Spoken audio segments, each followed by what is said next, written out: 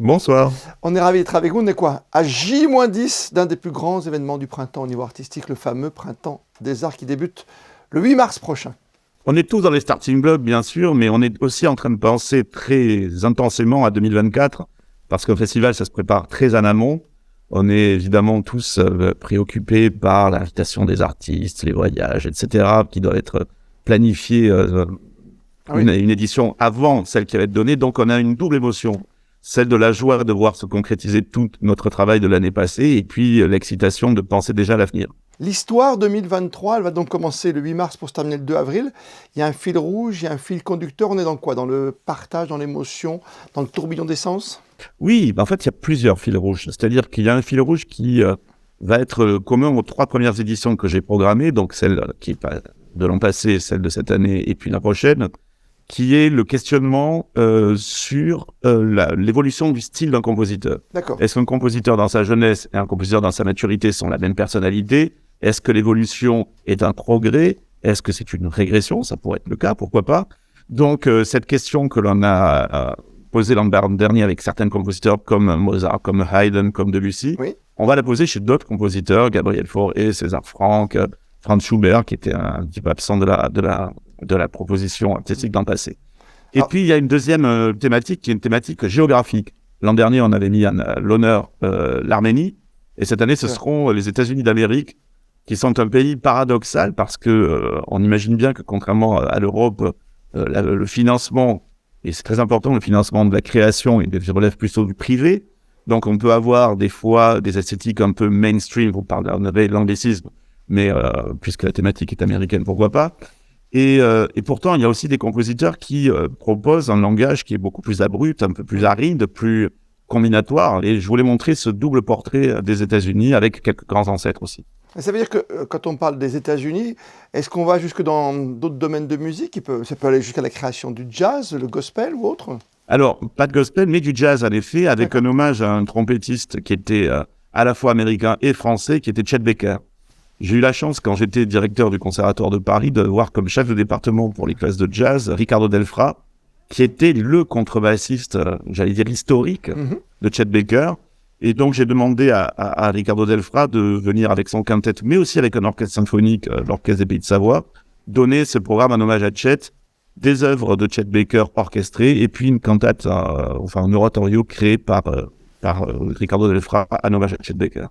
Quel sera pour vous le temps fort entre le 8 mars et le 2 avril? Qu'est-ce qu'il ne faut pas manquer? L'ouverture, la conclusion, le milieu? Alors, il y a beaucoup de choses. On a quand même un invité prestigieux cette année qui est l'orchestre de la BBC de Londres, qui est une des plus belles phalanges au monde, c'est un des 5 meilleurs orchestres au monde, qui vient dans un programme assez composite, mais je trouve qui nous questionne énormément, puisque on a à la fois un portrait Sibelius dans sa jeunesse et maturité, poème symphonique de jeunesse et 7e symphonie, qui est sa dernière, une presque création d'une compositrice bien connue en principauté qui est Betsy Jolas, qui est un monument de la création contemporaine. Et puis, à la fin, nous entendons la première symphonie de Barber, compositeur américain. Et pourquoi programmer cette première symphonie? Parce qu'elle est directement inspirée de la 7e symphonie de Sibelius qu'on aura entendue. Donc, on a 2 œuvres qui, géographiquement, n'ont rien à voir. États-Unis d'un côté, Finlande de l'autre. Mais 2 œuvres qui sont reliées par cette inspiration commune.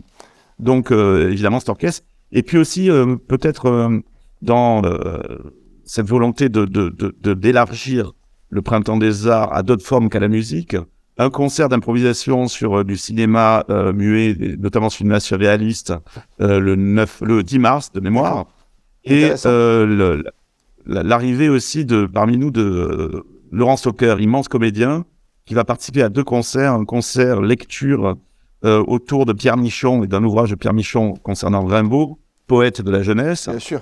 Et Laurent Stocker en récitant dans le dernier concert donné par l'Orchestre Philharmonique de Monte-Carlo, dans une création d'une commande passée au compositeur François Mahimoud. Même si on est dans une forme d'hédonisme, à chaque fois je suis stupéfait et surpris agréablement par ce mélange de tous les genres. Vous parlez de récitant, comme vous parlez de dialogue musical avec d'autres formes d'art. Ça va jusqu'à, je sais pas moi, ça va entre le théâtre jusqu'à la gastronomie, on peut tout mélanger?